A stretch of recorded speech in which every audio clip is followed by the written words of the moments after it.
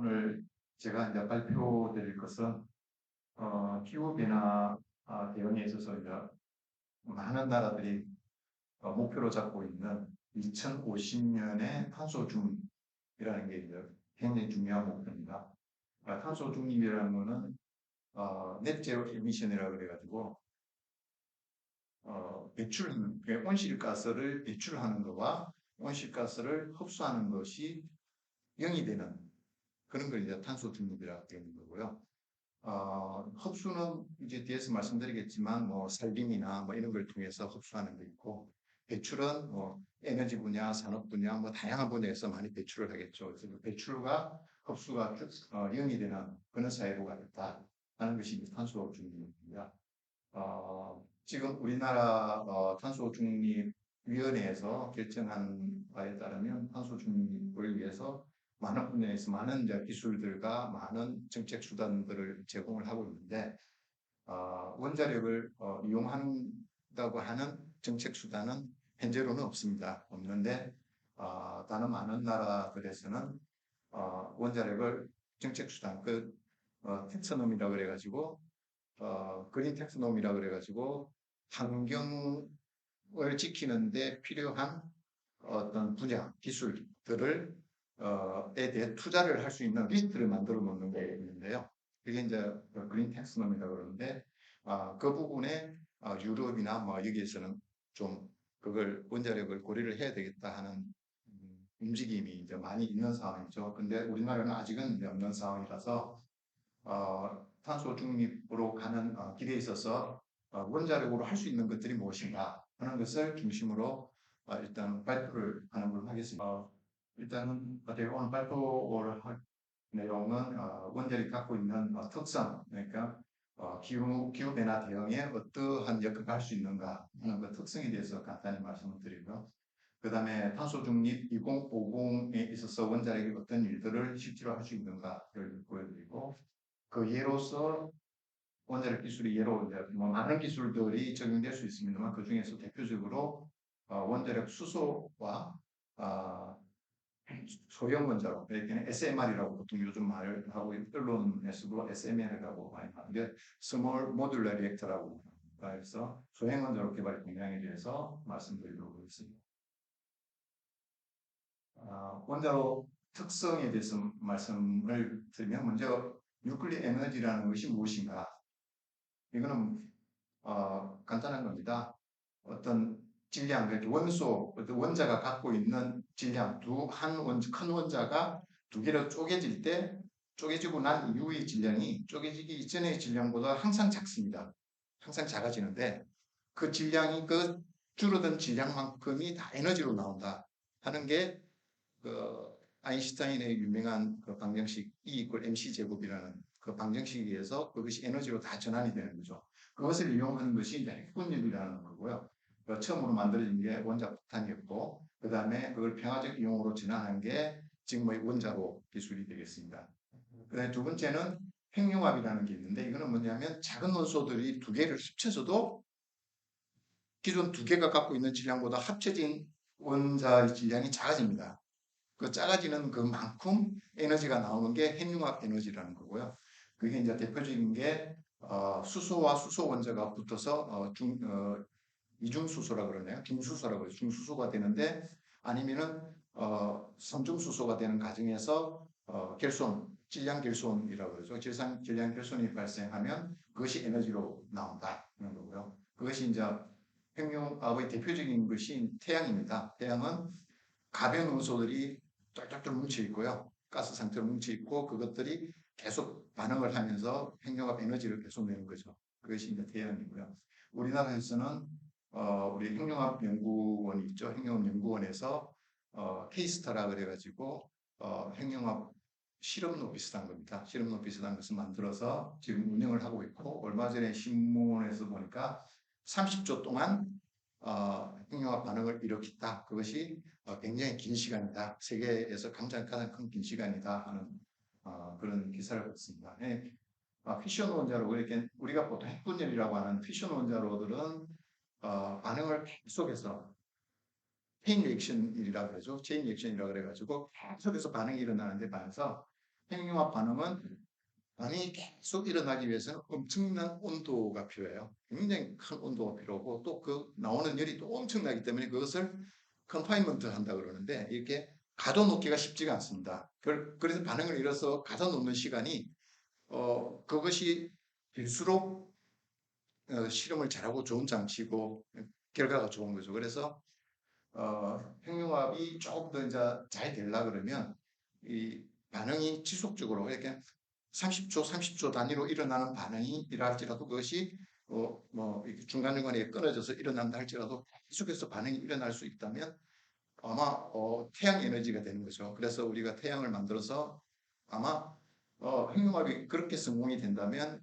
다른 에너지들은 거의 필요 없지 않을까 싶습니다. 그래서 태양 핵융합이 성공을 하면 굉장히 좋죠. 근데 많은 도전 과제들이 있고 성공하기에는 좀 길이 좀 멀지 않나 하는 생각이 들고요. 그 다음에 핵융합의 대표적인 그 무기는 수소폭탄이라고 많이 들어보셨을 겁니다. 수소폭탄이라는 걸로 이렇게 만들어져서 원자폭탄에 비해서 수백 배, 뭐 수천 배, 수만 배의 폭발력을 가지는 거죠. 그 다음에 원자 핵 반응에서 나오는 게 방사능이라는 건데요. 이거는 방사능이 핵분열을 하든 핵융합을 하든 그 반응을 하고 나면은 상태가 불안정해집니다. 그 불안정해지는데 그러면은 자기가 에너지를 많이 갖고 불안한 상태에 있는 거죠. 에너지를 막 불안하면은 역이됐다 그러죠. 익사이트 됐다 그러는데 익사이트 된 상태로 막 있다 보면 안 되잖아요. 계속 그렇게 못 있으니까 이제 안정된 스테이블한 쪽으로 이제 가려고 그러죠. 그래서 가려고 하면서 에너지를 내는데 이렇게 에너지를 내보내야 스테이블한 데로 갈 거잖아요. 그래서 그쪽으로 가는 것이 나오는 게 이제 방사능이라는 겁니다. 그래서 방사선을 내보내면서 자기가 안정된 노소 쪽으로 가는 거죠. 그래서 우리가 이제 그 방사성 동위원소라는 것도 방사선 동위원소라는 것도 방사선을 낀 동위원소라는 뜻인데 그거는 붕괴를 이제 자기가 익사이트된 흥분된 상태에 있다가 안정된 동위원소로 가는 단계에서 이제 방사선을 내는데 그거 내는 게뭐 일정하게 이제 주로 에너지를 이렇게 내주면 그걸 이용을 해서 뭐 비파기 검사도 하고 우리 암 치료도 하고 뭐 다양한 분야에 정밀 분석도 하고 뭐 이런데 많은 분야에서 쓰고 있는 거죠. 그렇게 쓸 수 있는 게 방사능이라는 겁니다. 그래서 원자력 에너지는 현재 대부분을 차지하고 있는 것은 핵분열 에너지가 이제 에너지로 쓰는 거고요.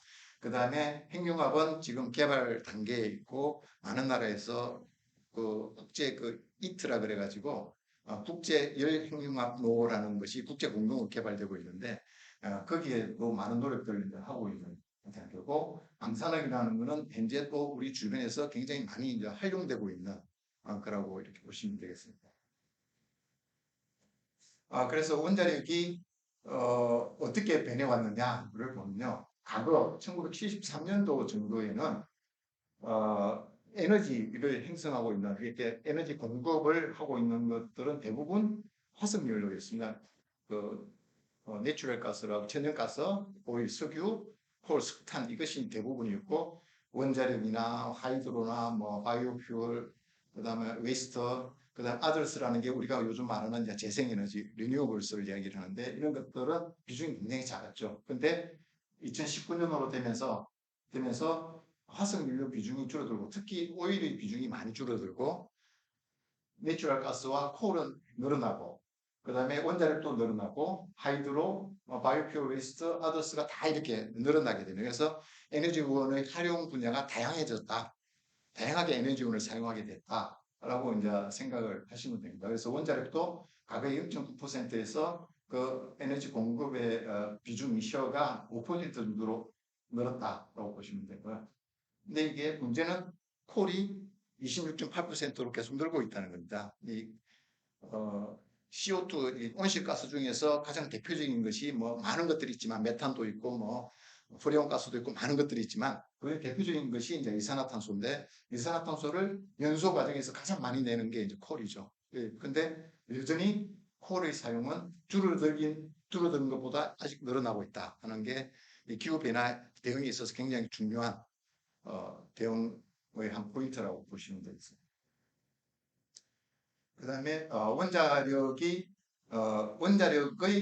그 국가별로 원자력이 차지하는 비중 그 발전에 있어서 원자력 이 전력 생산에 있어서 원자력이 차지하는 비중을 보면 과거 1973년에는 OECD 국가 중심으로 원자력을 주로 이용하고 있었어요. OECD 국가 중심적으로 원자력을 이용하고 있었고 그런데 비해서 지금은 어떤 나라냐면 지금은 OECD 국가의 비중이 줄어들고 그 줄어든 비중을 다른 나라들 뭐 중국이 이제 대표적으로 확장이 됐죠. 중국이 굉장히 많이 늘어났고 그다음에 인도, 중국 그다음에 요즘 또 늘어나는 데가 거기 그 중동 이런 나라도 또 많이 늘어나고 있고 그다음에 이제 아프리카는 아직 뭐 잘 없지만 그 아메리카 쪽도 그뭐 아르헨티나 뭐 이런 데서도 하니까요. 그래서 그런 나라들이 이렇게 늘어나면서 지금 이렇게 또 활용되는 국가들이 많이 늘어났다, 확대됐다라고 보시면 되겠습니다. 우리나라는 이제는 OECD 1973년은 OECD 국가가 아니었고요. 2019년은 OECD 국가죠. 그래서 그전에는 난 OECD 아시아 국가의 1.3%에 들어있었고 2019년에는 OECD 국가에 이제 포함돼서 통계가 잡혔다고 보시면 됩니다. 이게 이제 IAEA라는 데가 어떤 데냐 그러면 국제 원자력 기구라 그래가지고요. 원자력 이용에 관해서도 국제적으로 협력을 하고, 그 다음에 원자력 안전에 관해서도 국제적으로 협력을 하고, 그 다음에 핵무기 만드는 걸 막는 것, 그걸 이제 핵 사찰이라고 그러는데요. 그거 막는 것도 국제적으로 이렇게 협력을 하는데 사실은 가장 큰 임무 중에 하나가 핵 사찰하는 겁니다. 핵무기가 확산되는 걸 방지하는 역할을 하는 게 이제 IAEA고요. 그 다음에 안전을 갖다 굉장히 중요시하고, 그 다음에 국가 간 협력, 이용을 위한 협력을 중요시하는 건데, 거기에서 나온 자료입니다. 예, 그 자료 이름이 밑에 이렇게 보시는 것 같이 Climate Change and the Role of Nuclear Power 그래가지고 작년에 이번에 이제 COP26, COP26를 대비해서 만든 자료라고 보시면 되고요. 원자력이 저탄소원이다. 전력 생산 중에서 저탄소원이다라는 걸 이야기하고 있습니다. 여기 보시면 원자력이 여기 이 표를 보시면 원자력이 여기 있죠. 하이드로가 있고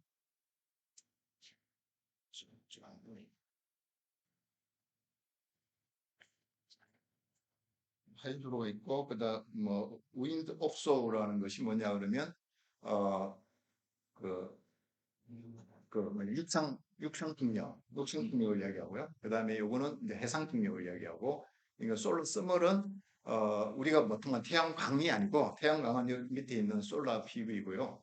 태양열을 이용하는 전력 생산을 말하고 이렇게 그다음에가 바이오매스 이렇게 뭐 가스 이렇게 있는데요. 이거는 사실은 뭐 자료마다 조금씩 다르긴 하지만 IAEA에서 내놓은 자료에는 원자력이 가장 적은 CO2를 이게는 운전을 하는 게 원자력 발전소를 운영하는 기간에는 CO2를 배출을 하지 않습니다. 운영하는 동안에는 단지 이제 만약에 이제 배출을 하겠다 그러면 사람들이 호흡을 하면서 CO2 배출을 하는 정도 수준이지 여기는 난방도 원자력 발전소에서 발전한 전기를 가지고 난방하고 뭐 다 쓰기 때문에 실제로는 배출하는 게 없다고 보시면 되는데 여기에 왜 배출이 나오느냐 그러면 이거는 LCA라고 그래가지고 라이프 사이클 어세스먼트를 합니다. 이게 우라늄을 채광부터 시작해서 원료가 되는 게 우라늄이잖아요. 우라늄을 채광부터 시작해서 원자력 발전소 돌리고 어떻게 할 때까지 전 주기에 걸쳐서 나오는 배출하는 CO2의 양이 얼마인가, 그린가스가 얼마인가를 평가한 것이 이제 요거고요. 그래서 원자력이 그 중에서 가장 작게 이제 나오는 겁니다. 그리고 당연히 그러다 보니까 폴이 이제 가장 크게 이제 많이 나오는 거죠. 폴이 가장 크게 나오는. 그래서 어떤 진짜 안 보이네요. 스위스 PWR, 이제 유럽 국가 중에서 스위스라는 국가 뭐 잘 아실 겁니다. 스위스도 원전을 운영하고 있습니다. 스위스가 반핵 국가라고 잘 알려져 있지만 원전을 지금 운영을 하고 있고요. 그 운영하는 원전에서 나오는 게 킬로와트 아워당 이게 어떻게 돼요? 5.8. 킬로와트 아워당 5.8g 정도밖에 나오지 않는다라는 걸 이야기하고 이거는 이런 전 주기의 평가를 통해서 나온 그람 수다라고 이렇게 보시면 되겠습니다.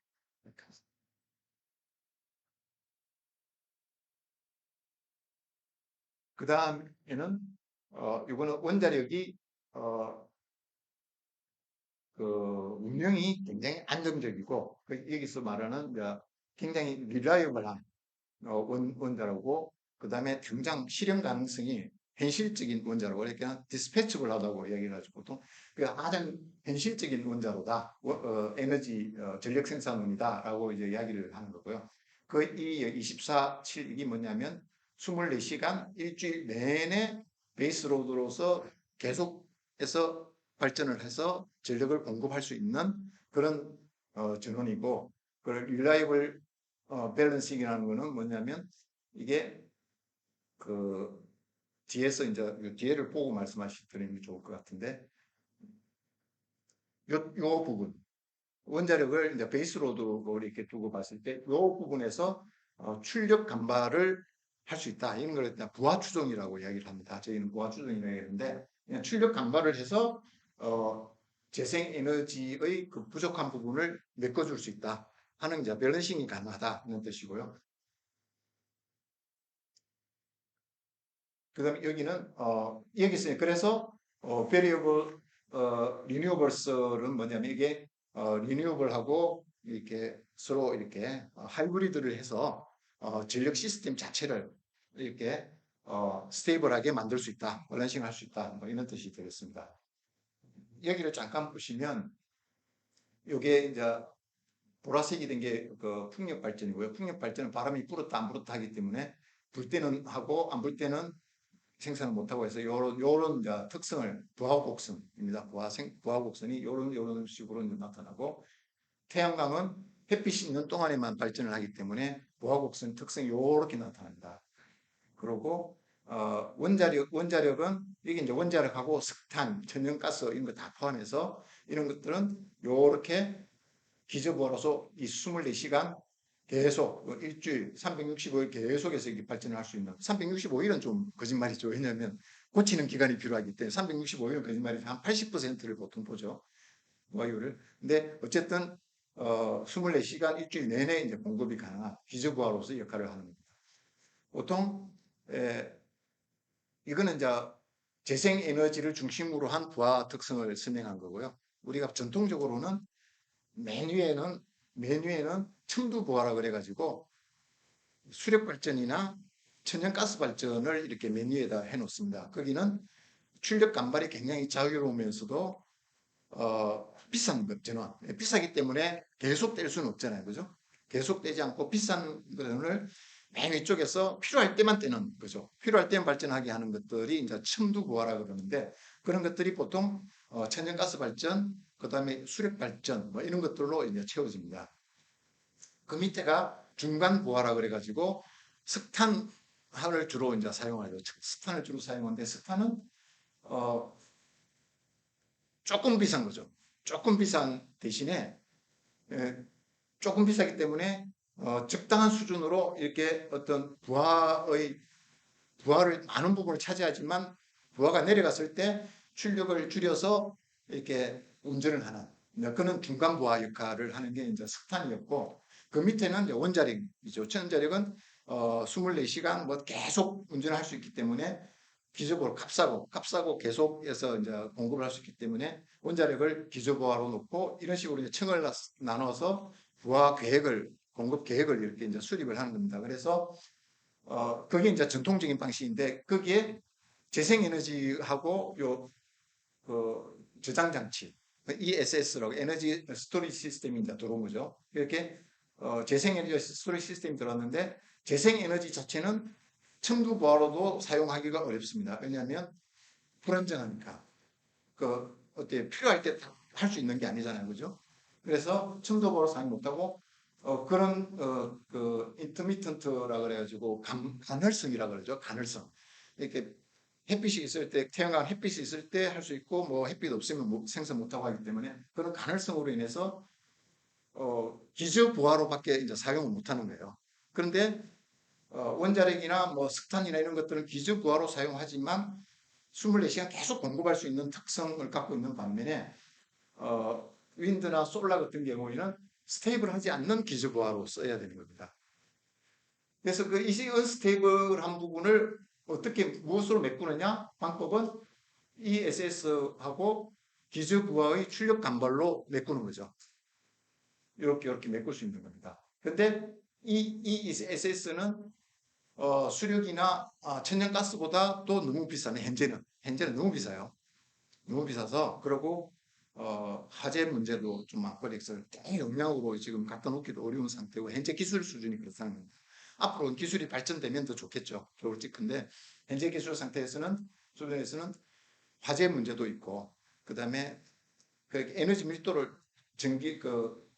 전력을 갖다가 이렇게 축전하기 위해서 에너지 밀도를 굉장히 높여 놓으면 그 에너지들이 그 뜨거운 물이 불 이렇게 쏘시개 조금 하면 확 타듯이 물쏘시개 조금만 들으면 확 타버리는 거예요. 그래서 이 조금 그런 문제가 있는데 이제 그런 게 좀 안정화되고 용량도 이렇게 에너지 밀도를 높여서 용량을 크기를 줄이고 화재 같은 데서 예방될 수 있는 뭐 그런 기술이 나오면 이제 활용도가 굉장히 높아지겠죠. 그래서 현재로는 조금 이제 어려운 면이 있지만 그래도 어떻게 써야 되니까 지금 하고 있고요. 하고 있고 그래서 이제 피크로드에는 ESS 쓴. 그러니까 ESS를 너무 비싸고 우리나라 이걸 아마 우리나라 전력 시스템 용량을 다 재생 커버를 하려고 그러면 우리나라 뭐 엄청난 부지가 필요할 거예요. 지금 ESS. 그래서 아직 그런 걸 다 못하니까 일부만 이렇게 하고 있는 상황이거든요. 그래서 이것도 다 못하기 때문에 이제 다른 걸로도 피크 부하를 이제 메꿔줘야 되는 거죠. 그래서 지금도 석탄을 돌릴 수밖에 없고 천연가스 발전을 돌릴 수밖에 없는 거예요. 지금도 현재는. 그래서 이거는 이제 IAEA에서 원자력이 재생에너지 시스템하고 어떻게 하이브리드해서 이렇게 할 수 있는가를 이제 보여주는 그림이지만 사실 이런 그런 문제점들이 있어서 재생에너지 부분이 완벽하게 갖춰지지 않은 그런 문제가 있어서 이게 기술이 좀 제대로 안정화되려면 시간이 좀 많이 걸리겠다 그런 얘기겠습니다.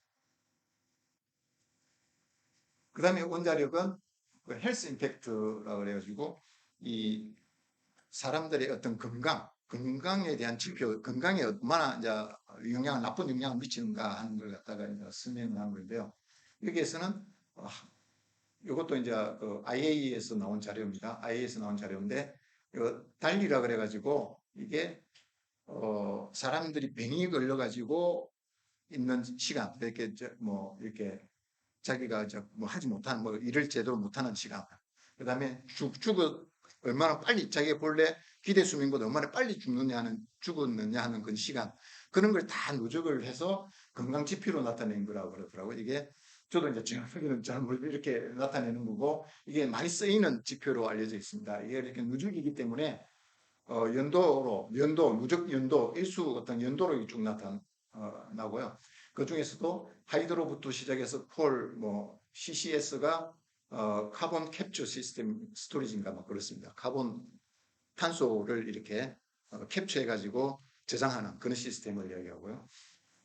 그런 것들을 쭉 봤을 때 중간 정도에서 그렇게 나쁘지 않는 건강 영향을 보이고 있다라고 보면 사실 이것도 시비하게 사람들이 죽는 숫자, 어떤 시스템을 처음부터 시작해서 운영하고 폐기할 때까지 전 주기 동안에 사람들이 그걸로 인해서 죽는 숫자를 하면 원자력이 가장 작고요.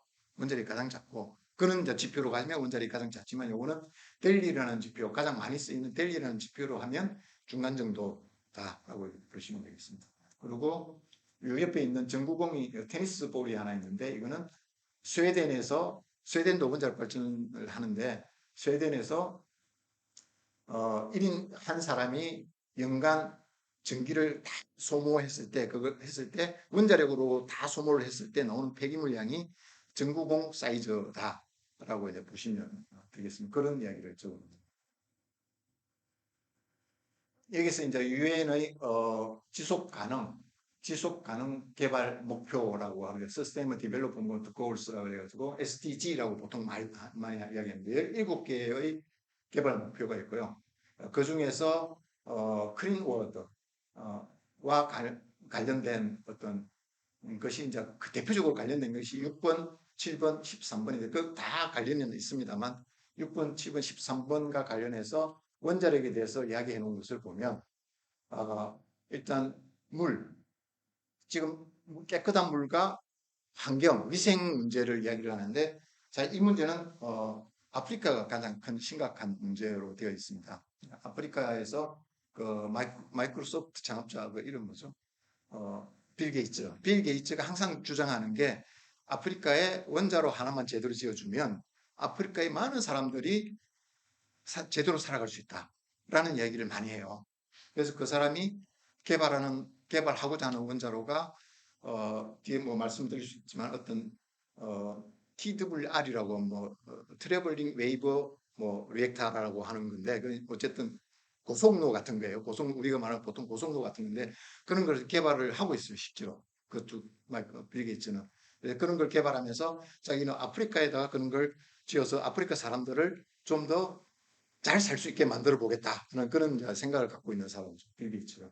그래서 이 원자력은 이 해수 담수 기술을 하면 해수를 갖다가 이제 에너지를 안정적으로 대량으로 공급할 수 있기 때문에 그 안정적으로 대량으로 공급할 수 있는 에너지를 가지고 해수 담수화 플랜트를 운영을 하면 깨끗한 물을 엄청나게 많이 공급할 수 있죠. 그래서 저희 연구원에서 개발해서 표준수력의 인가도 낳고 그 뒤에도 말씀드리겠지만 그 하는 스마트라는 원자로가 있어요. 그것이 그 원자로가 전기 생산과 그 해수 담수를 같이 할 수 있는 원자로고요.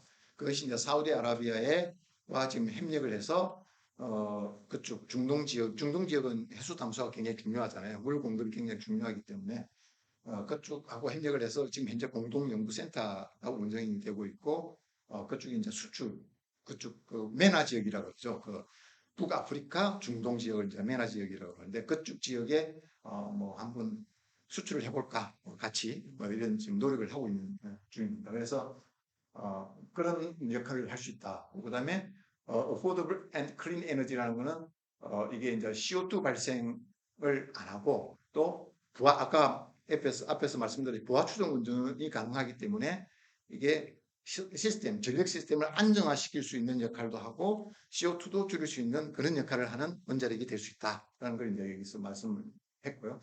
그 다음에 클라이밋 액션이라고 해가지고 이건 바로 CO2를 배출을 안 하는 것도 안 하는 거지만 이게 또 원자력이 또 좋은 점이 뭐냐면 실제로 뭐 사실은 뭐 폭우가 쏟아졌어 뭐 어쩌고 저쩌고 지진에도 사실은 가장 강한 게 원자력 발전소라고 보시면 되고요. 후쿠시마 사고도 지진이 이제 바다에서 일어났잖아요. 일어나서 이제 뭐라 그러죠? 해일이 이렇게 와서 넘쳐서 예비 그 발전기라 그래. 그게 이제 침수가 되면서 일어나는 사건이 있는데 그것도 지진으로 인해서 무너진 게 아니고 그걸로 인해서 이제 사고가 난 거예요. 그래서 내진에서도 굉장히 강하고 그다음에 뭐 폭염, 그다음에 굉장히 추운 곳 이런 데서 그 익스트림 웨더에도 굉장히 강한 그런 역할을 특징을 갖고 있기 때문에 러시아 같은 경우에는 시베리아에 주로 많은 원자로를 지금 지어서 그쪽에 뭐 지역 난방도 하고 막 그래요. 그 지역 난방도 하고 막 이런 식으로 하고 있고 그래서 그런 특징 때문에 안정적으로 에너지를 공급하는데 원자력이 중요한 역할을 할 수 있다라고 이제 말을 하고 있는 겁니다. 이게 이제 또 여기 재밌는 표현이 하나 있어서 말씀드리는데 원자력 발전소가 CO2 배출량을 얼마나 감축할 수 있는가를 예를 드는 것이 전 세계 5억 2천만 대의 그 자동차가 내뿜는 매연의 반을 갖다가 원자력 발전소로 줄일 수 있다. 운영하면 뭐 이렇게 표현이 이렇게 있어요. 그 다음에 탄소 중립에 대해서 이제 제가 간단히 말씀드린다고 해서 괜히 길게 이야기한 것 같은데 재미도 없는 이야기를 너무 길게 하는 것 같아서 죄송합니다. 이번에 이제 COP26이라고 해서 영국 글래스고에서 회의가 열렸죠. 이것이 이제 제26차 유엔 기후변화 협약 당사국 총회라고 합니다. 여기에서 나온 이제 합의된 내용들인데요. 석탄 발전을 단계적으로 감축하겠다. 여기에서 우리나라는 석탄 발전을 2050년까지 석탄 발전소를 완전히 없애겠다라고 계획이 되어 있고요. 그런데 우리 문재인 대통령께서 거기에서 서명을 했는데 석탄 감축에 대한 서명을 했어요. 석탄을 줄이자는 그 서명을 했는데 그 서명한 내용은 어떻게 되냐면 2030년까지는 주요국, 우리나라는 주요국에 포함됩니다. 주요국들은 2030년까지 석탄 발전하지 말고 2040년까지는 기타 국가들은 하지 말자. 서명한 기타 국가 하지 말자라는 내용이었어요. 근데 우리나라 서명을 했어요. 했는데 그러니까 신문에서 아니 2050년까지 줄인다 그래놓고 갑자기 그렇게 빨리 줄이자 그러면 어떡하냐? 기업들이 어떻게 살라고 그러냐라고 이제 그랬더니 정부에서는 우리가 방향성에 동의한 거지 그걸 지키려고 한 건 아니다. 라고 이제 그렇게 해명을 했죠. 그래가지고 이제 넘어갔습니다. 그 다음에 지구 온도 상승폭 1.5도 제한을 위한 온실 감축 목표를 내년에 재점검하겠다. 이게 이제 NDC라 그럽니다. 이제 국가 온실가스 감축 목표라고 하는데 NDC라는 것은 N은 Nationally Determined Contribution이라 그래가지고 국가별로 자발적으로 내는 거예요. 뭐 강제로 하라는 게 아니고 자발적으로 내는 건데 우리나라는 이 NDC 감축 목표를 지난번 이렇게 이번 회의가 아니고 지난번 회의에 냈을 때는 2018년 기준으로 2030년에 2018년 기준으로 14%를 감축하겠다고 목표를 제시했는데 이번에 문재인 대통령께서 여기 이제 가면서 2018년 기준 40%를 감축하겠다고 목표를 가지고 왔어요. 사람들이 깜짝 놀랐죠. 이거 말이 되냐? 할 수 있냐? 이거. 일단 할 수 있냐? 이게 가능하냐? 이거. 40% 감축이라는 게 장난이냐? 이제 그랬는데도 어쨌든 그렇게 들고 가서 발표를 했습니다. 근데 다른 나라들은 못하겠다 그런 나라이 많죠, 당연히. 못하겠다, 뭐 어쩌고 저쩌고 하니까 합의가 안 된 거예요. 각 나라에서 나온. 그래서 내년에 1.5도에 맞춰갖고 다시 점검을 하자. 다시 한번 합의를 하자라고 이야기를 한 거고. 특히 중국 같은 데 이제 이산화탄소를 많이 배출하는 국가들이 있습니다. 뭐 중국, 인도, 뭐 미국 이런 나라들은 못한다는 거죠. 뭐 2050년까지 뭐 탄소 제로 아유, 우린 못해. 중국은 우리 그럼 2060년까지 한 해볼까? 뭐 이런 거고. 인도는 아이고 그러면 우리나라 이제 겨우 살아가는데 뭐 우리나라 죽일 일 있어? 우리는 2070년까지 해볼게. 뭐 이런 식이에요. 그래서 지금 이것도 합의가 잘 안 된 상황이라서 요거를 다시 한번 점검을 하자고요. 요거는 뭐 기금을 2배로 확대하겠다. 이거는 선진국들이 업무상입니다. 선진국들이 해야 돼요. 왜냐하면 이 선진국들이 과거에 석탄, 석유 엄청 떼서 자기들이 발전해 왔잖아요.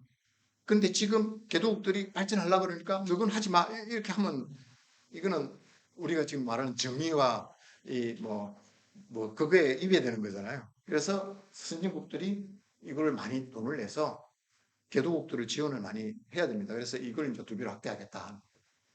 그 다음에 파리 협정 6조에 이제 국제 탄소 시장 지침이 채택이 됐는데 요건 아직은 이거는 탄소 시장은 현재 우리나라도 약간 이제 도입하려고 하고 있는 거죠. 이제 기업에서 탄소 시장 이런 겁니다. 기업에서 우리가 이제 석탄을 떼고 뭐 CO2를 배출을 많이 한다. 우리가 예를 들어서 뭐 연간 한 10,000톤을 배출을 한다. 근데 우리가 규제상으로 우리한테 주어진 거는 한 1,000톤만 배출을 하는 거면 인정이 되면 나머지 9,000톤은 어떤 식으로 해결을 해야 되잖아요. 그러면 자기들이 기술 개발을 해서 CO2 배출을 줄이든지 아니면 다른데 CO2 배출 안 하는 나라를 지원을 해줘서 안 하는 그 배출권을 사는 거예요.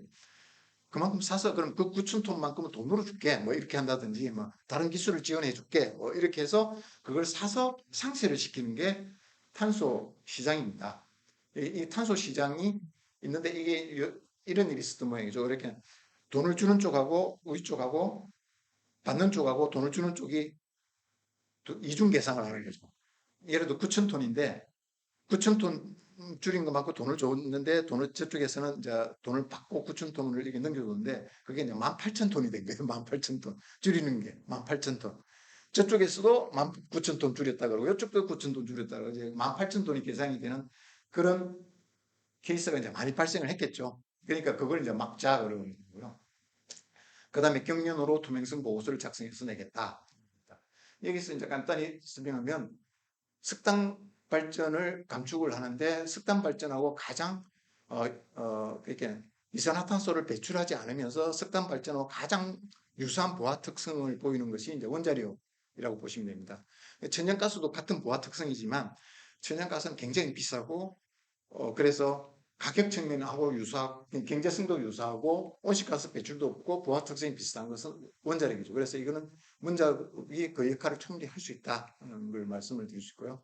그 다음에 이 원자력은 또 현재 아주 그 현실에서 바로 적용 가능한 기술들이죠. 예를 들어서 뭐 우리 탄소 배출이 전혀 없는 기술들을 미래에 도입을 하자고 이제 계획이 돼 있는데 그 기술은 10년이 걸릴 수도 있고 20년이 걸릴 수도 있고 예를 들면 핵융합 같은 거는 뭐 당장 되기는 굉장히 어렵죠. 뭐 10년이 걸릴 수도 있고 50년이 걸릴 수도 있고 100년이 걸릴 수도 있고 이제 그런 기술을 도입을 해서 탄소 중립을 하겠다 그런 것보다는 현실적으로 바로 도입이 가능한 원자력이 역할을 할 수 있다 하고 이제 그린 텍서넘이라고 그래가지고 이게 이제 우리나라에 그린 텍서넘이 있습니다. 우리 환경부에서 그린 텍서노미를 만들었어요. 근데 그린 탄소 중립 2050을 달성하기 위해서 필요한 기술 목록 이렇게 아주 쭉 이렇게 나열이 되는데 우리나라에는 아직 원자력이 들어가 있지 않습니다. 안 들어가 있는데 이유도 논란이 많긴 해요. 이유도 논란이 많지만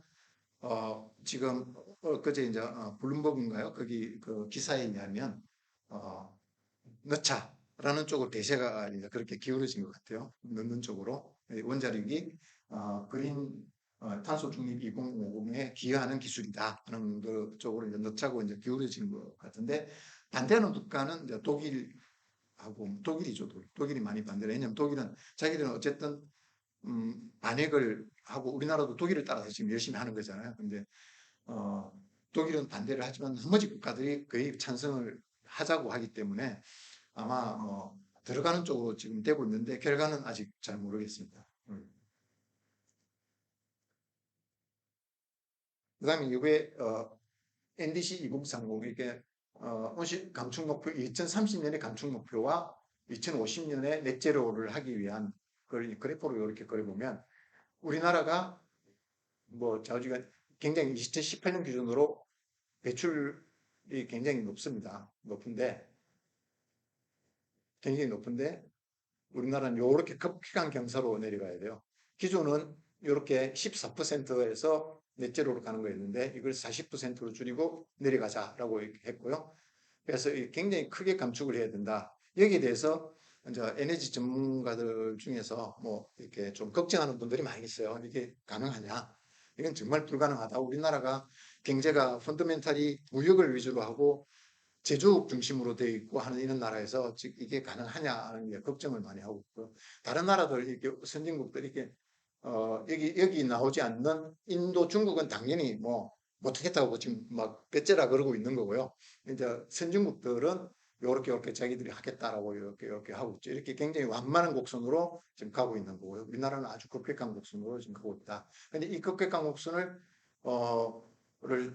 어쨌든 달성을 하겠다 하면 뭔가 굉장히 에너지 믹스를 굉장히 잘해야 된다. 할 수 있는 거는 다 해야 된다.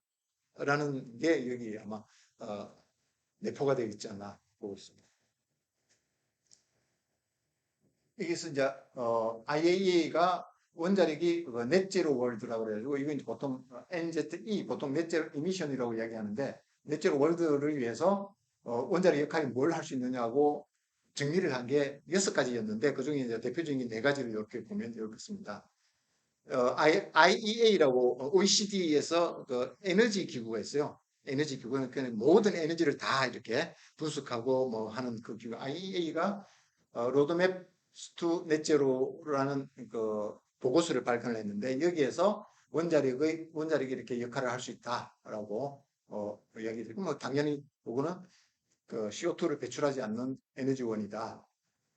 라고 그러고 당장 활용할 수 있는 기술이다라는 그런 측면에서 보시면 되고요.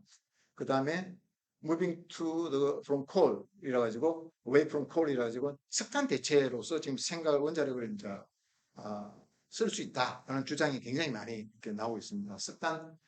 석탄이 이제 우리나라의 경우에 원전이 한 기가 1기가 메가와트, 1기가 메가와트거든요. 보통 1000메가와트 규모인데, 석탄이 보통 가장 큰 게 600메가와트 정도 돼요. 0.6. 그리고 작은 건 한 300 정도. 이렇게, 그러면 원자력 중에서 뭐 요즘 이제 원자력 분야에서 굉장히 기술 개발을 많이 하고 있는 게 이제 아까 말한 SMR이라는 건데, SMR이 300메가와트 이하를 말을 하는 겁니다. 그러면 300메가와트면 만약에 그것을 도입을 하면, 그리고 기존에 있는 뭐 대형 원전, 아니 대형 원전도 축소해서 건설하면 되니까, 그건 이미 검증된 기술들이니까, 그것들 하면 석탄을 바로 대체할 수 있는 기술이다라는 거죠. 그런 측면에서 이제 본 거고요.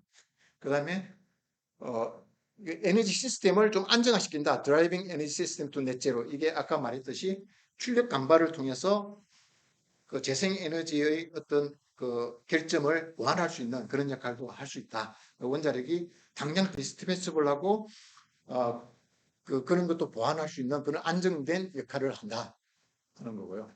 그 다음에 에너지 원자력하고 클라이밋 리지리언스 에너지 인프라스트럭처라는 거, 이건 뭐냐면 이게 원자력은 아까 앞에서도 말씀드렸지만 아주 혹한 환경, 굉장히 심한 환경에서도 안정적으로 생산해서 공급을 할 수 있는 그런 이제 발전원이기 때문에 이런 인프라스트럭처, 이렇게 아주 기초가 되는 매번 공급을 해야 되는 베이스로드로서의 역할은 원자력이 굉장히 잘할 수 있다.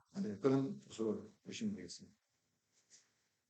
그래서 관련해서 주요국들이 어떤 원자력을 하려고 하겠다 하는 걸 2030 NDC 이렇게 온실가스 감축 자기들 제시한 목표에서 조선일보에서 정리한 것들입니다. 정리한 것들을 보면 중국은 2035년까지 원전 150기를 신규 건설하겠다. 원자력을 탄소 중립을 위해서 활용을 하겠다라고 지금 하고 있고요.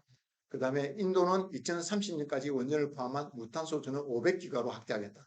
이 500기가라는 게 우리가 1기가짜리 원전 500기를 갖다 건설하겠다는 거예요. 뭐 인도가 땅이 크니까 뭐 500기 건설하는 큰 문제는 없겠지만 어마어마한 양입니다. 어쨌든 어마어마한 양을 건설하겠다는 거예요. 그 러시아가 원전 30기를 추가 건설하겠다. 그리고 미국은 현재 SMR 기술 개발에 굉장히 많은 그 노력을 하고 있고요. 그리고 그 SMR이 석탄 대체 발전원으로서 굉장히 중요한 역할을 할 거다라고 지금 이야기를 하고 있습니다. 카메라를 보고 있는데 그다음 일본도 에너지 기본 계획이라는 걸 매번 수립을 하는데, 그 에너지 기본 계획에서 2030년까지 원전 비율을, 현재의 원전 비율이 6%입니다. 왜냐하면 원전 비율이 본래는 20%, 20 몇 %였다가 후쿠시마 사고 이후로 다들 이제 원전 정지를 했기 때문에 돌아가는 게 몇 개 안 됐거든요. 그래서 6%인데 그걸 점진적으로 20년에서 22%로 확대를 하겠다. 기존에 정지했던 원전들을 안전을 확인을 하면 재가동을 하겠다는 것으로 보시면 되고요. 그런데 아직은 신규 발전소를 건설하겠다는 계획은 아닌 것 같고요. 이제 가동 중지된 원전들을 재가동을 해서 에너지 공급 안정화를 좀 취하겠다. 이렇게 지금 계획을 갖고, 영국도 지금 경수로를 새로 지으려고 하고 있죠. 저희들이 해상풍력을 많이 하잖아요. 해상풍력을 많이 하는데 해상풍력 때문에 정전 사태가 오는 거예요. 이게 왜냐면 바람이 막 세게 불 때도, 사실 해상풍력 바람 세게 불 때도 못 돌립니다. 못 돌리고 또 바람이 안 불어도 못 돌리고, 그러니까 그거로 인해서 그랬는데 갑자기 그게 다른 요인들하고 다 겹쳐버리면 정전 사태가 이제 발생했어요. 얼마 전에 몇 번에 한 두세 번 발생한 것 같더라고요. 그래서 원자력을 그런 걸 보완하는, 재생에너지 발전을 보완하는 걸로 원자력을 써야 되겠다라는 생각을 하고 있고요. 그래서 차세대 원전에도 투자를 많이 하고 있고, 특히 대표적인 게 여기는 영국은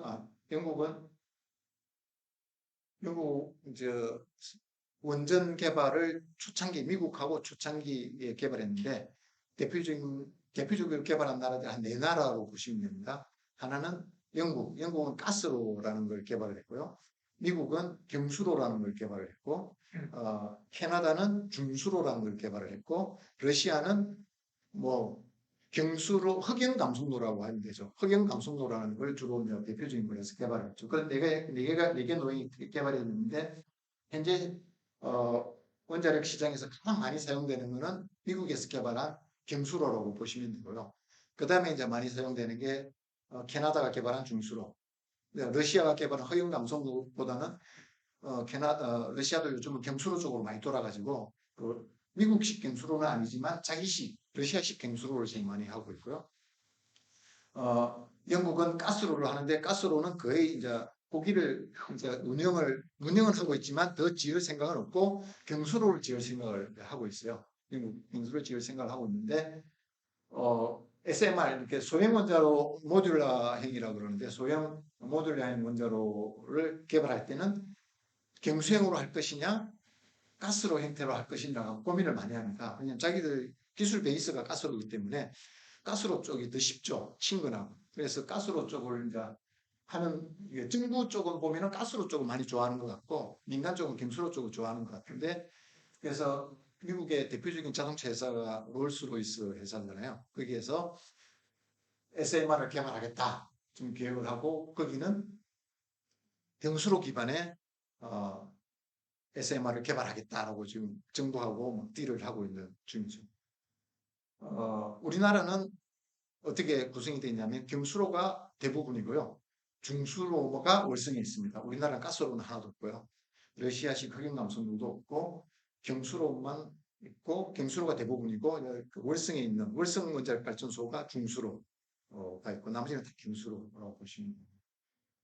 프랑스는 뭐 원자력을 가지고 출력 감발을 하면서 원자력이 어, 주력이라고 내세우지는 않지만 실제로 전력 공급에 있어서 주력 역할을 하는 게 원자력이에요. 프랑스는 주력 역할을 하는 게 원자력이고 프랑스는 가장 활발하게 원자력을 쓰겠다라고 하고 있는 나라고 우리나라는 현재 가동 중단됐고 2050년까지 이렇게 우리나라는 수명 연장을 하지 않겠다. 이렇게 수명이 되면 무조건 셧다운 하겠다. 크로즈 하겠다. 그 다음에 새로 짓지 않겠다. 이렇게 하기 때문에 아마 6% 정도까지 2050년 되면 그 증여율이 지금이 한 20,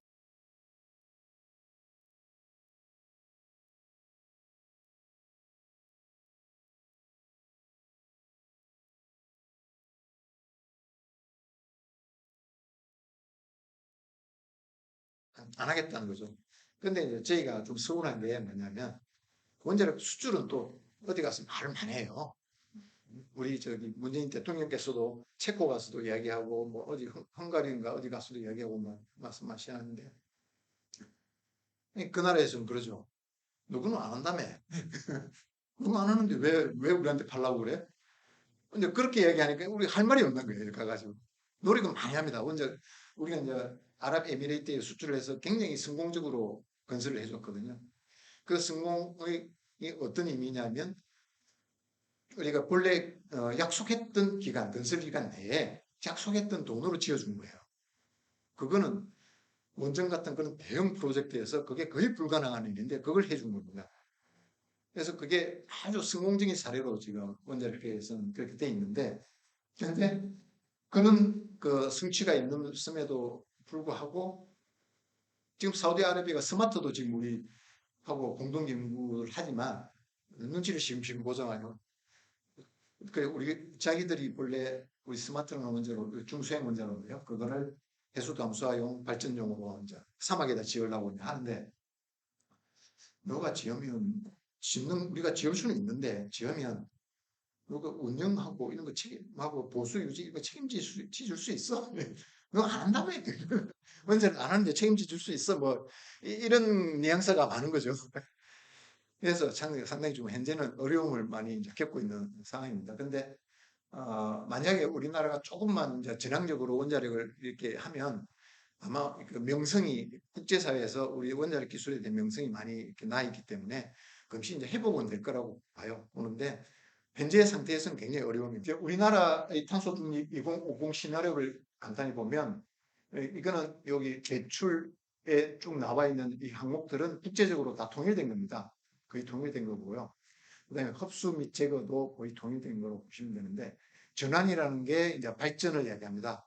발전을 어, 온실가스를 배출하는 발전원에서 배출하지 않는 발전원으로 전환하겠다 하는 그런 뜻으로 보시면 되고, 거의 대표적인 것이 화력발전이나 이렇게 A안은 화력발전을 전면 중단하는 거고, A안, B안이 있거든요. 이게 지금 2005 B안은 LNG는 하겠다, 천연가스 발전을 하겠다, 좀 하겠다는 거고, 이 화력발전 전면 중단, 이렇게 LNG 일부 잠존에서도 석탄 발전은 다 없애겠다는 거죠.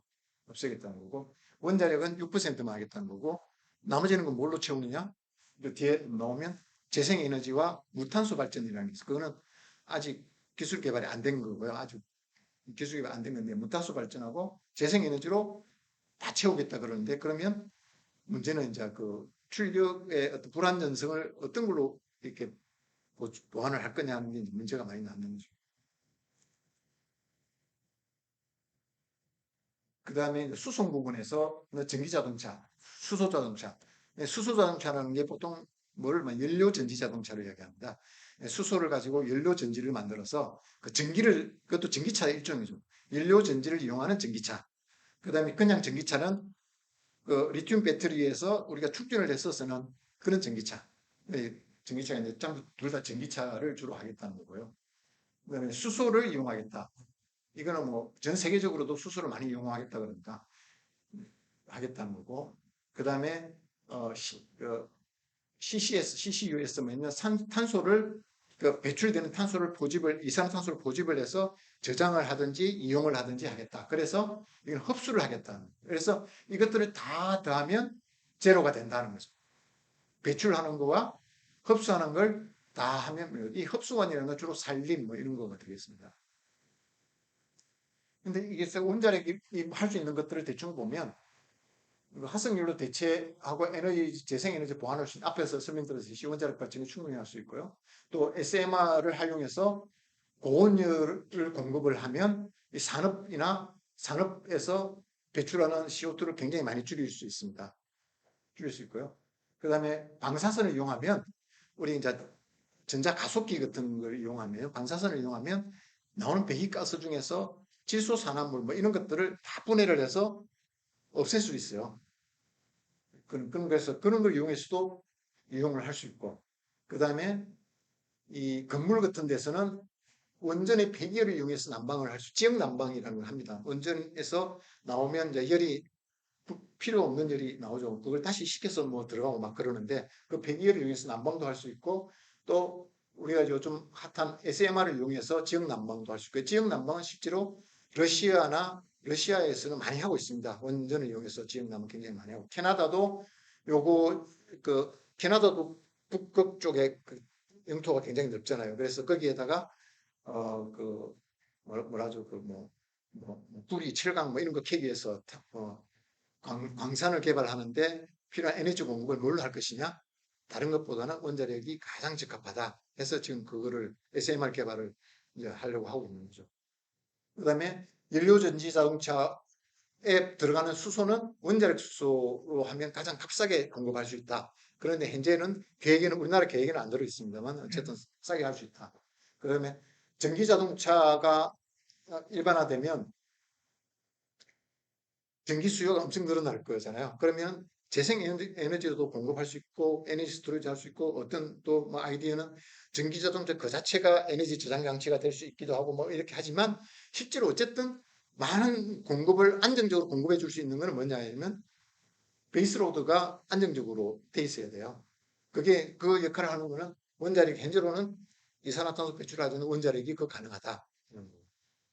그 다음에 방사선을 이용을 하면 전기자동차에 들어가는 전력 반도체가 굉장히 중요합니다. 반도체를 컨트롤을 하는데, 그거를 굉장히 품질 좋은 전력 반도체를 생산하는데 우리 원자력 방사선을 어떤 방사선을 주로 이용하면 중성자를 이용을 합니다. 그래서 지금 제 연구원에 있는 하나로라고 하는 연구로가 있는데, 거기서 나오는 중성자를 이용해서 전력 반도체를 고급화해서 이렇게 할 수 있도록 만들어주고 있다죠. 그 다음에 충미 개발을 하는데도, 효율 높은 충미 개발에도 방사선을 이용합니다. 그 다음에 특히 축산 폐기물 뭐 이런 것들에 나온 가스 같은 것도 이 방사선을 이용하면 이렇게 분해가 가능해서, 이것도 줄이는 데 역할을 할 수 있고요. 그 다음에 수소에서는 원자력 그린 수소라고 그래서 원자력으로 수소 생성하면 이산화탄소 배출 거의 없이요. 완전히 없을 수는 없겠죠. 없지만 거의 없이 대량으로 공급 가능하다. 그 역할을 할 수 있다는 겁니다. 여기는 이제 발전 구성을 보시면 그래서 2050년에 발전 구성 보시면 원자력은 뭐 6%가 아니에요. 7.2%네요. 7.2%로 줄이고 6% A와는 6%, B와는 7.2%고 석탄은 없고 LNG도 거의 뭐 없는 거고 재생에너지가 현재가 몇 퍼센트더라? 2, 3% 정도 될 거예요. 근데 그걸 60%까지 늘리겠다. 70%, 60% 늘리겠다. 그 다음에 무탄소 발전을 뭐 20%, 13%, 20% 늘리겠다. 이거는 지금 우리나라에서 거의 없는 거고요. 그 다음에 문제는 동북아 그리드를 통해서 2.7%도 가능하다. 동북아 그리드라는 건 잘 아시죠? 중국하고 이렇게 연결을 해서 이렇게 그리드를 갖다가 이렇게 유럽이 하나의 그리드로 되어 있듯이 우리도 중국하고 연결해서 거기서 전기를 갖다 쓰겠다 하는 거죠. 근데 그게 아직 변수가 많죠. 굉장히 변수가 많습니다. 이렇게 하겠다는 거고요. 그 다음에 수소 수요를 이렇게 보면은 A안, B안에서 생산을 이렇게 하는데 수요는 이렇게 많은데 공급을 좀 해외 수입이 대부분입니다. 그래서 이것도 좀 그렇죠. 그래서 제가 이제 고민이 에너지 안보 측면에서 보면 재생에너지가 저렇게 급속하게 이렇게 늘어났을 때 정말 안정적으로 경제성을 유지하면서 공급할 수 있을까? 물론 재생에너지 발전 가격이 굉장히 이렇게 많이 줄어들고 있습니다. 그렇지만 그렇게까지 그것도 한계가 있을 거잖아요. 기술 발전의 속도가 있을 거고 한계 지금이 거의 뭐 기술 개발이 엄청나게 된 상태인데 그 상태에서 지금 가격이 많이 줄어들었죠. 그렇지만 굉장히 비쌉니다. 근데 그렇게 경제적으로 하면서 안정적으로 공급할 수 있을까 하는 이제 걱정이 있는 거죠. 그 다음에 수소를 해외에서 수입하면 수소가 필요하는 데서 이게 해외에서 수입하는 것은 무조건 위험하다고 보면 됩니다. 일단은 기본적으로. 러시아가 천연가스를 유럽에 공급을 했잖아요. 유럽에서 특히 독일 뭐 이런 데서는 그 원자력을 안 하면서 천연가스 발전을 많이 하고 이제 석탄 발전도 많이 해요. 독일이 석탄 발전을 굉장히 많이 합니다. 그래서 그 환경 지도를 보면 독일은 우울해요. 프랑스는 파란데 독일은 그렇습니다. 그냥 석탄 발전소 안 할 수가 없어요. 재생에너지를 그렇게 많이 하는데 그걸 보완을 뭘로 합니까? 원자력을 안 하면 석탄이라도 해야죠. 석탄 발전을 굉장히 많이 합니다. 그래서 우울해요. 그러니까 그래서 천연가스를 막 이제 공급을 이제 받았는데 러시아가 가끔씩 그러잖아요. 안 줄란다 그러잖아요. 안 줄란다 그러면 난리가 나잖아요. 그럼 그래서 협상해야 되고 뭐 원자력 수소 뭐 마찬가지 에너지 이렇게 안보와 관련된 것들은 항상 리스크가 항상 있기 때문에 그 대체하는 안을 항상 갖고 있어요. 국가가. 예, 식량 안보, 그다음 국방, 식량, 에너지 이런 것들 다 안보와 관련된 거거든요. 그런 것들은 우리 먹고 사는 우리 생명줄하고 같은 거기 때문에 항상 대안을 갖고 있어야 된다. 그다음에 실현성을 보면 이 동북아 그리드 이게 가능할까 하는 생각. 이게 이제 계획에 들어있다는 게 뭐 이거 아마 상징적으로 넣어놓은 것 같아요. 의지거든. 지금 정부의 의지입니다. 동북아 그리드나 의지이기 때문에 상징적으로 들어가 있긴 하지만 그래도 이게 국가가 발표하는 계획에 포함시키는 게 맞나 하는 그런 생각이 드는 거고. 그다음에 무탄소 가스 터빈 뭐 하는 건 좋아요. 하는 건 좋은데 이게 계획에 지금 다 실현해야 될 계획에 이렇게 들어가 있는 게 맞는가 하는 그런 걱정이 있는 거죠. 그다음에 목표 달성 가능성 측면에서 보면 이렇게 뭐 실현성이 안 되는 이런 걸 넣는 것보다 현실적으로 가능한 그런 것들을 포함을 시켜서 현실적인 에너지 믹스안을 가져가는 게 맞지 않느냐 하는 거죠. 그래서 에너지 안보와 그 실현 가능성을 고려한 적정 에너지 믹스를 고민하는 게 맞다. 다음 정부는 제발 이렇게 좀 해줬으면 좋겠다 하는 거고요. 그 다음에 이익에서 원자력이 충분히 역할을 할 수 있다. 예, 원자력, 저도 원자력을 전공한 사람이지 원자력을 많이 하자고 하는 건 아닙니다. 적정 수준으로 하자는 거죠. 이렇게 다른 에너지원도 다 쓰고 우리가 쓸 수 있는 건 다 쓰고 원자력도 같이 쓰자 하는 거지. 원자력이 도미넌트하게 다 쓰자. 그러면 저도 나쁜 놈이죠. 그렇게는 말하고 싶지는 않고요. 근데 적정한 필요한 만큼 쓰자. 그래서 그런 의미에서 보면 이게 그 IEA가 그 로드맵, 뭐 넷제로를 향한 로드맵에서 나온 건데요. 보면 원자력이 이렇게 굉장히 계속 2050년까지 늘어날 거다 세계적으로 원자력의 역할을 계속 할 거다라고 보여주고 있고요. 그래서 요 밑에 보시면 재생에너지와 원자력이 화석연료 발전소 이렇게 뭐 석유, 석탄, 천연가스를 대체할 거다라고 이야기를 하고 있고, 그래서 화석연료는 2020년에 80%를 있던 것이 2050년에 20%로 줄어들 거고, 이 줄어든 60% 차이 60%가 재생에너지와 원자력이 차지할 거다라고 뭐 이렇게 이야기를 하는 거죠. 그 다음에 여기 보시면 원자력은 거기 넷제로 에미션에 대해서 IAEA가 적어놓은 그림이 보고서에 적어있는데 원자력은 여전히 시그니피컨트한 컨트리뷰션을 할 거다. 이런 거고요. 그 다음에 특히 전력 생산뿐만 아니라 히트 디맨더 이렇게 수소 생산, 히트 디맨드라는 수소 생산할 때 열을 공급하는 것도 히트 디맨드에서 이게 수소 생산, 그다음 산업 공정열, 뭐 철강, 뭐 이런 거 제조할 때도 다 원자력을 쓸 수 있을 것이다. 라고 얘기를 하고 있고, 그래서 최근에는 SMR 리액터도 하고 다른 또 어드밴스드 리액터 디자인들이 열심히 개발되고 있고, 이것들이 역시 전기, 열, 하이드로전 생산에서 큰 역할을 할 거다라고 이제 보고서에 그렇게 적어놓은. 이게 이제 원자력 기술을 간단하게 소개하겠습니다. 이게 예입니다. 많은 기술들이 있지만 그 중에 원자력 그린 수소 생산하는 방법은 수전의 방법과 그 다음에 그 무슨 열분의 방법이 있고요. 그 다음에 우리 그 저기 부생수소라 그래가지고 그렇게 생산하는 법이 있고 뭐 여러 가지 방법이 있는데 원자력으로 하는 방법은 원자력을 이용해서 전기를 생산해서 저온 수준에 이거는 우리가 저온이라는 거는 우리 룸 템퍼레처 그저 상온에서 이제 생산하는 걸 이야기하고 고온이라는 건 한 800도 이상 되는 800도 정도 되는 고온에서 전기를 이용해서 분해하는 거고요. 그다음에 이거는 겸수로 지금 우리 나라에서 돌리고 있는 운영하고 있는 겸수로 한다는 거고, 요거는 우리 SMR 고온가스로 SMR의 하나인 고온가스로 고온 수준을 합니다.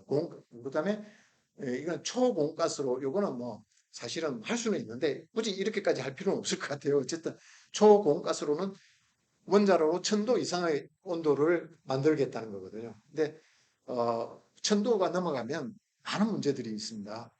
재료 문제가 고온에 견디는 재료를 만들어야 되거든요. 그런 재료가 만들기 쉽지는 않아요. 그래서 그걸 이렇게 잠깐 이렇게 핵융합이 어려운 게 그런 거예요. 거기는 수도 뭐 수천도 수억도인데 그걸 잠깐 동안은 견디지만 그거를 계속해서 이렇게 하려고 그러면 그것을 견디는 재료가 어디. 그래서 이제 거기는 항한 자석을 가지고 그 열을 갖다 가둬놓는 뭐 그런 것도 막 고민을 하고 많이 하죠. 근데 재료가 항상 문제가 되거든요. 그래서 고온일 경우에는 근데 이게 효율은 이게 가장 높습니다. 수소생산 효율은 가장 높지만 그렇지만 이거를 하려고 하면 초고온 가스로 하고 재료 개발비도 있어야 재료 개발도 해야 되고 이제 좀 넘어야 될 산들이 조금 있는 거고요. 요거는 이제 가능하죠. 요거는 가능한 거고, 근데 이거는 고온 수준의 방법의 개발이 조금 더 필요한 거고요. 고온가스로와 gem수로의 문제가 아니라 고온 수준의 방법이 조금 더 개발이 돼야 되고, 요거는 지금 당장 할 수 있는 겁니다. 이게 이제 비교를 해놓은 건데, 이거는 이제 우리 연구소 박사님이 해놔서 좀 편향됐다고도 할 수 있지만, 그래도 어떤 객관성을 좀 갖고 있는 것 같습니다. 어디에 나와도 다 이렇게 이야기할 수 있으니까. 무연탄 가스 화력 수력 ISMR이 이제 우리나라가 이제 개발하고자 하는 소형 원자, 경수형 소형 원자, 스마트와 이어져 연결되는 이노베티브 SMR이라고 그래가지고 핵심형 SMR이라는 거고요. 그다음에 고온가스 원자로 대형 원전, 태양광, 육상 풍력을 이런 걸 여론으로 해서 수준회를 했을 때 생산 단가를 보시면 가장 싼 게 ISMR고 대형 원전으로 한 거고요. 고온가스로는 아직 개발을 좀 해야 되니까 조금 비싸고 나머지는 많이 비쌉니다. 그 영향은 전력 단가에 물론 영향을 많이 받겠죠. 그리고 이용률, 전력 단가와 이용률이 그 가장 큰 영향일 겁니다. 그 다음에 1기가와트 설비로 연간 온실가스 배출량을 보면 이게 0.6톤, 톤 H2O 1톤을 생산할 때 CO2가 0.6톤 정도밖에 생산 안 되는데 원자력은 나머지가 굉장히 많죠. 근데 육상풍력인 경우는 굉장히 작고요. 나머지는 다 많았어요. 이거는 아마 이게 어디 이 IEA 같은 데서 평가해 놓은 걸 가지고 아마 이렇게 정리를 한 걸 겁니다.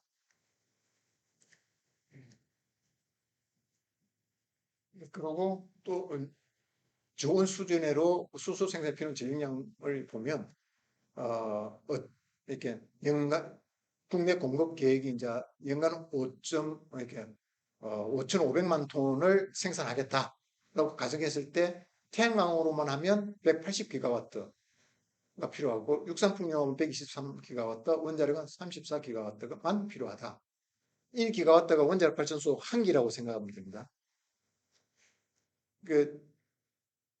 그다음에 전체 수량 약 2,750만 톤을 이제 생산한다고 했을 때는 요 정도의 필요고 원자력이 태양광에 비해서 몇 분의 1인가 6분의 1 정도만 필요하다고 보시면 되겠습니다. 그다음 SMR에 대해서 말씀드리겠습니다. SMR의 풀네임은 Small Modular Reactor인데요. 이게 300메가와트 급 이하의 원자로를 보통 SMR이라고 합니다. 지금 우리나라 이제 고리 원자력 발전소 1호기 지금 이제 폐지해서 해체가 계획된 고리 원자력 발전소가 한 600메가와트 정도라고 생각하면 되고요. 그 다음에 나머지 이제 1000메가와트짜리들이 쭉 들어왔고 우리나라가 개발해 수출한 것이 아랍에미레이트 수출한 게 1400메가와트라고 보시면 됩니다. 그래서 이게 300메가와트면 굉장히 작은 거죠. 그리고 우리가 개발한 스마트는 100메가와트급입니다. 이렇게 중형보다는 소형에 더 가깝죠. 아주 작은 소형에 가깝죠. 근데 초소형 원자라는 것도 요즘 개발이 되고 있는데 이거는 주로 우주용. 우주에서 보면 달 같은 데 보면 태양광 같은 걸 쓰려고 그러면 엄지에다가 연구엄지 같은 데 들어가게 되면 태양광을 쓰지를 못하잖아요. 예, 그럴 때에도 계속해서 에너지를 낼 수 있는 여론은 원자력밖에 없으니까 이게 원자력을 이용한 전지라든지 원자력을 이용한 소형 원자로라든지 이런 걸 이제 이용을 해서 이제 그 우주 스테이션을 건설하면 거기에 이제 공급을 하겠다 뭐 이런 그런 것 때문에 원자력을 이용하는 연구 개발이 미국 뭐 이런 데 많이 개발이 되어 있어요. 그 SMR의 특징은 뭐냐면 아주 소형화가 가능하다는 겁니다. 일체하게 지금은 발전소들이 원자로가 있고 옆에 2차 계통이라 그래가지고 뭐 전기 발생기 뭐 등등 또 따로 떨어져 있어요. 이렇게 되게 크게 그래서 덩치가 크죠. 근데 그거를 하나에다가 넣어서 만들 수 있다. 그런 특징이 있다. 그리고 공장에서 제작이 가능하다. 규모가 작기 때문에 공장에서 제작을 해서 조립을 할 수 있다. 거고요. 그래서 모듈 형태로 하기 때문에 한 모듈을 만들어 놓으면 그 다음 모듈을 이렇게 처음에는 예를 들어서 300메가와트만 필요해서 하나만 지었다. 근데 그 지역에 갑자기 전력 수요가 늘어나서 600메가와트가 필요하다. 그러면 그 옆에 그냥 똑같은 거 하나 더 지으면 돼요. 모듈이기 때문에 갖다가 이렇게 붙이고 하면 되기 때문에. 그래서 그런 게 용이해서 건설 용이하다. 그 다음에 소형이기 때문에 어디 가서 다양하게 이용이 가능하다는 거죠. 뭐 산업계획 쉽게 말해서 현장에 가까이 건설이 굉장히 안전하게 짓는 거거든요. 굉장히 지금 대형 발전소도 안전하지만 그것보다 우리가 쉽게 말해서 폭풍수가 물 내려오듯이 뭐라 그럴까 자연의 안전 현상, 자연적인 안전 현상을 적용을 하려고 하기 때문에 굉장히 안전하다고 보시면 되고요. 그래서 이 능동 시스템 이렇게 쉽게 말하면 우리가 펌핑을 한다 할 때는 막 전기를 넣어서 강제로 돌리잖아요. 강제로 돌리면 고장날 확률도 있지만 이것들은 그냥 자연 순환을 하기 때문에 고장날 일이 없는 거죠.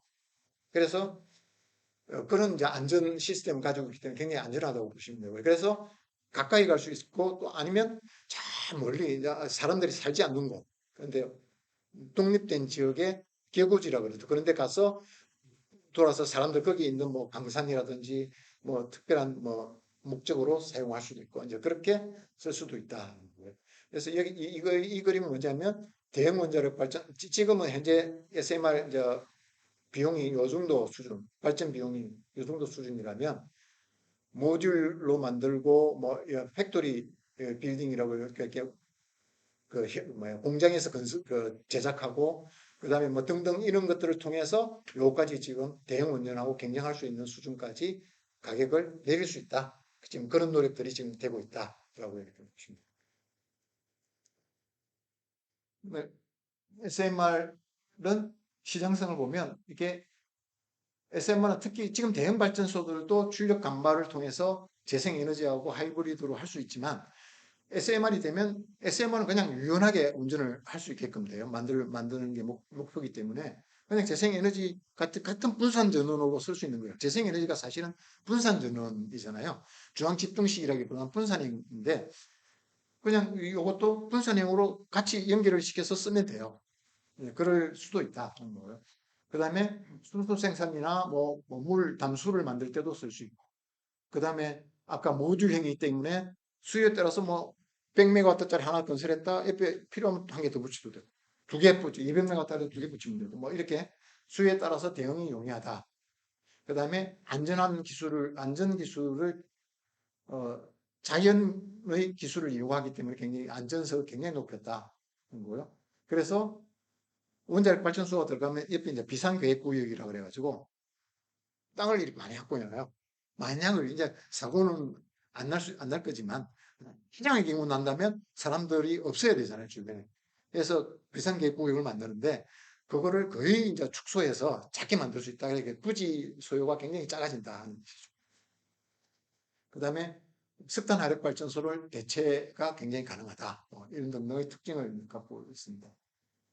그래서 시장을 보면 2035년까지 전 세계에서 한 65 내지 85기가와트의 규모가 시장이 전망이 된다라고 해서 각 국가별로 요런 것하고 여기 이제 영국에서 지금 SMR에 굉장히 관심이 많거든요. 자기들이 조사한 데이터를 이렇게 정리를 했고요.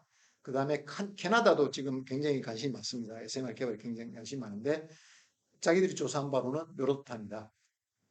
발전 온그리드는 발전을 하겠다는 거죠. 석탄 대체로 약 100조 원 이상의 시장 규모가 있고 그다음에 오프그리드는 뭐냐면 개구지 같은데 따로 독립적인 분산 전원으로 써가지고 할 수 있는 게 약 30조 원 정도 되고 그다음에 전기 생산보다는 열 공급을 통해 하는데 한 12조 원 그다음에 광산 같은데 에너지 공급하는 데 쓰는 게 한 3.5조 원 정도로 할 수 있다. 하고 경쟁 발전하는 이런 것들이 있는데 이것보다는 원자력이 아마 싸겠죠. 쌀 겁니다. 개발 동향을 간단히 보시면 세계적으로 약 70종 이상이 개발되고 있는데요. 이걸 갖다가 크게는 세 가지로 나누면 됩니다. 소형 SMR로는 두 가지로 나누면 되고 거기에 이제 초소형 원자로 해가지고 세 개로 분류를 하면 되고요. 이렇게 소형 원자로는 크게 두 가지로 나누는데 하나는 경수로 지금 우리나라 전 세계적으로 가장 많이 사용되고 있는 경수로 베이스 이렇게 물을 돌려서 이제 쓰는 게 경수로죠. 그래서 경수로 베이스로 하는 소형로가 있고 그렇지 않는 소형로 이 두 가지로 나눠지고요. 그 다음에 초소형 원자로는 특별한 개념을 보통 많이 쓰기 때문에 그래서 세 가지로 이렇게 나눌 수 있습니다. 그리고 요 밑에 보이는 거는 경수로 베이스의 대표적인 개발되는 원자로들로 보시면 됩니다. 이 스마트는 우리나라가 표준 설계 인가를 2012년에 받았고요. 캐리 국제연구원에서 받은 거죠. 스마트라는 원자로 있고 이거는 사우디하고 지금 공동연구센터를 통해서 활용 방안을 지금 찾고 있는 거고요. 그 다음에 반디 60S라고 그래가지고 이거는 우리 한국전력기술 주식회사라는 데 있습니다. 우리 설계를 하는 회사예요. 설계회사인데 거기에서 개념을 개발하고 아주 개념 개발 단계라고 보시면 되고 그 다음에 뉴스케일이라고 해요. 이것이 미국의 대표적인 경수로 베이스의 SMR이라고 보시면 되고, 웨스팅하우스라고 유명한 회사에서 개발을 했고 표준설계 인가도 받았고, 아마 스마트의 경쟁 로잉이라고 보시면 되는데, 과거에는 우리나라가 요거를 개발을 뭐 이렇게 정책이 이렇게 막 바뀌면서 개발 속도를 못 내면서 이게 앞치고 나갔죠. 옛날에는 스마트가 훨씬 앞섰는데 지금은 뉴스케일이 더 앞섰다고 보시면 됩니다. 그러나 BWXR은 아직도 아마 개념을 가지고 아마 그 인허가 기관에서 검토를 하고 있는 중이고, 이거는 BWR, 이게 경수로는 경수로인데 이거는 가압 경수로라 그래가지고 우리 이제 고리 영광, 그래서 우리나라는 다 가압 경수로형이고요. 요거는 비등 경수로형이라 그래가지고 후쿠시마 원전이 비등 경수로형이에요.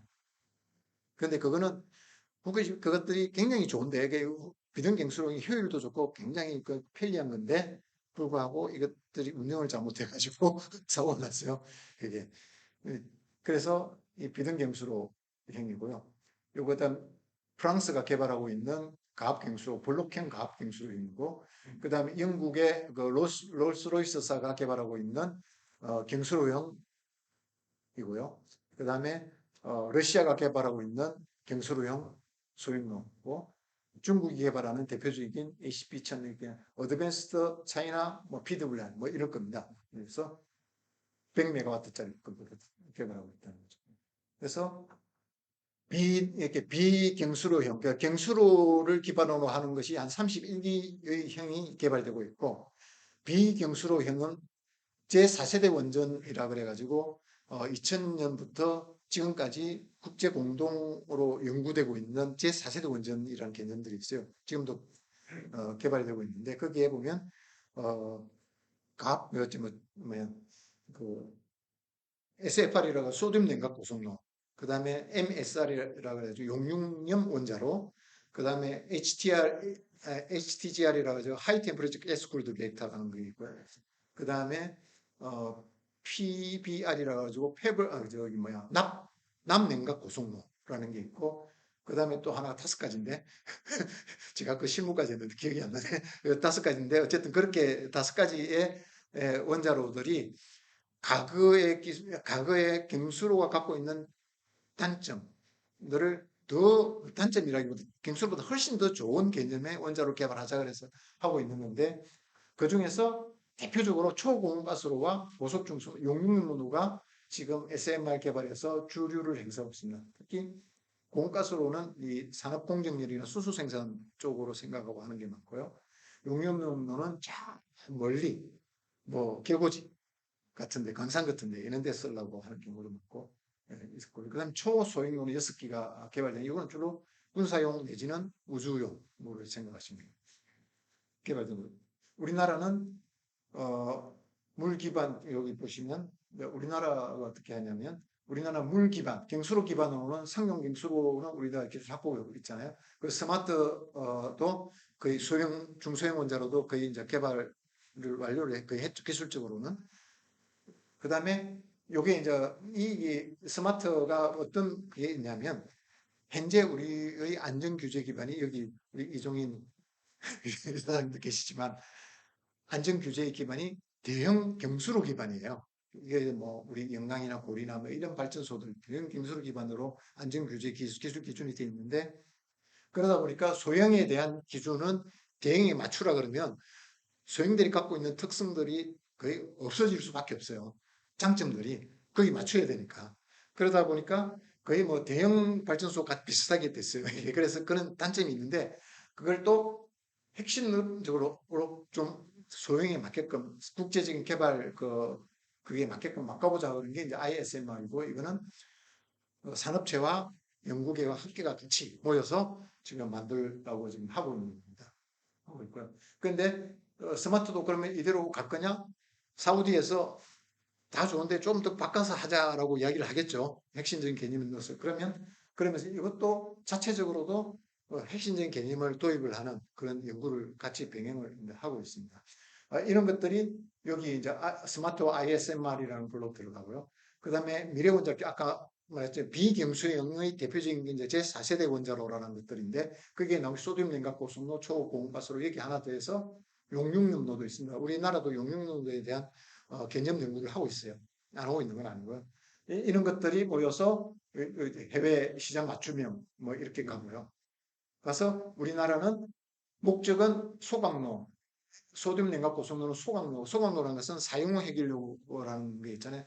원자력 발전소를 운전하고 나면 연탄재가 나오는데 연탄재를 없애는 방법으로 연탄재를 그냥 못 없애요. 그게 왜냐면 그 방사능이 많아요. 그거는 방사능이 많고 열도 많이 나오기 때문에 그냥 없으면 아니고 어떤 식으로든 방사능과 열을 줄여서 처분을 하는 게 좋겠다. 그래서 그 기술이 이제 소각로라는 기술이고 그거를 SFR이라는 거에서 소각로 개념을 가자. 초고온가스로에서는 여러 가지 뭐 산업용 원자로로 이제 쓰는 거죠. 수소 생산, 뭐 폭력열, 뭐 철강 제조에 쓸 수도 있고 뭐 등등 뭐 쓸 수 있고. 그다음에 용융로도 지금 개발하고 있는데 이런 것들은 우주용이나 용융로는 우주용이라기보다는 어떤 뭐 여러 가지 용도로 쓸 수 있습니다. 용융로는 소각로로도 쓸 수 있고 발전용으로도 쓸 수 있고 또 다른 용도로도 쓸 수 있고 뭐 다양한 용도가 있는데 그 개념도 저희가 하고 있고요. 그다음에 수출형 SMR은 지금은 우리나라에 건설하겠다는 이야기를 못 하잖아요. 그러니까 지금 수출용으로 씁니다. 그래서 수출용으로는 경수형이 ISMR이 대표적인 거고 비경수형은 이렇게 이런 것들을 SMR까지 개발해서 한번 해보자 하는 거예요. 그다음에 초고온가스로 가지고 산업용으로 쓰자. 뭐 이렇게 지금 개발 전략이 이렇게 되어 있는데 현재로 개발이 되고 있는 것들입니다. 연구 개발이 되고 있는 것들이고요. 이제 소듐 냉각 고속로는 현재 뭐 거의 개발 마무리가 돼서 특정 주제 뭐 설계 보고서인가요? 특정 주제 보고서가 만들어져서 저 규제 기관에 뭐 이렇게 심사를 못 받고 있기도 하고요. 뭐 스마트는 우리 거기하고 사우디하고 지금 하고 있고 ISMR은 산학연이 모여서 지금 개발을 좀 하려고 하고 있고요. 그런 상태라고 보시면 되고 뭐 다른 나라도 많이 개발을 하는데 저 지금 1시간이 훨씬 넘은 것 같습니다. 제가 너무 시간을 많이 잡아본 것 같은데 제 발표는 여기까지 하겠습니다. 감사합니다.